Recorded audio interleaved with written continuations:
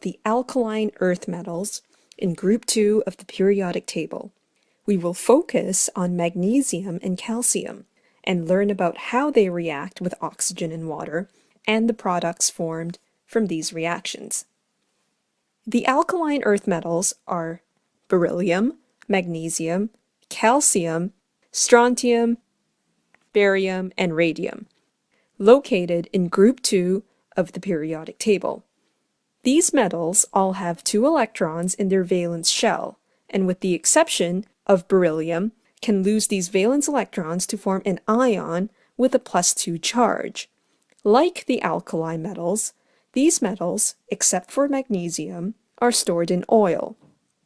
Similar properties and reactivity trends are also observed. Moving down the group, their density and reactivity increases. Melting points and boiling points decrease, and the metals become softer. We will now learn about the reactions of magnesium and calcium with oxygen and water. Magnesium is shiny and silver, but you will see that your magnesium strip may be dull. This is due to the formation of an oxide layer from exposure to air. Simply clean it with steel wool, so to remove as much of the oxide layer as possible. Using a pair of tongs, take the magnesium strip and hold it to a roaring Bunsen burner flame. The combustion of magnesium proceeds with a bright white flash. Take care not to look at this flash.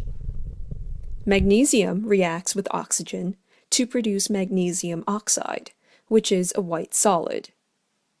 Here is a challenge.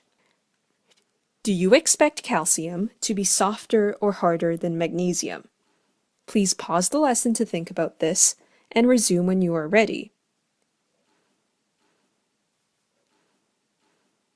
Calcium is softer than magnesium. Moving down the group, the metals become softer.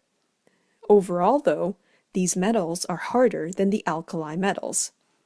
Calcium is also shiny and silver. Using a pair of tweezers, take out a chunk and cut a small piece using a scalpel. Remove excess oil using paper towels. Using tongs, place in a roaring Bunsen burner flame. You will observe that it burns with a red flame. Calcium reacts with oxygen to produce calcium oxide, which is a white solid. So magnesium and calcium react with oxygen to form their respective oxides. Let the formed calcium oxide cool. It's important that you allow it to cool sufficiently because the next step is exothermic. Place the cooled calcium oxide in cold water. Calcium oxide reacts with water to produce a solution of calcium hydroxide, also known as lime water.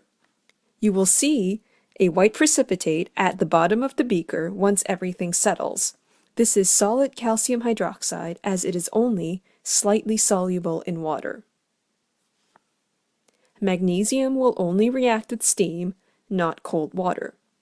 The reaction from steam forms magnesium oxide and hydrogen gas. In this practical, it is imperative that the magnesium strip is heated, not the mineral wool soaked in water. Hydrogen gas can be collected over water and tested to confirm its presence. How do you think the reaction of calcium with water compares to the reaction of magnesium with water? Please pause the lesson to think about this and resume when you are done. The reaction of calcium with water is expected to be more vigorous as the reactivity of these metals increases moving down the group. Calcium reacts with cold water to form calcium hydroxide and hydrogen gas. Note that calcium sinks to the bottom in this reaction. The effervescence shows that a gas is being produced. In summary, the alkaline earth metals are the group 2 metals. They exhibit similar properties and reactivity trends to the alkali metals. Magnesium and calcium react with oxygen to form their respective oxides.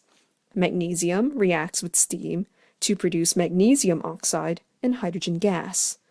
Calcium reacts with cold water to produce calcium hydroxide and hydrogen gas.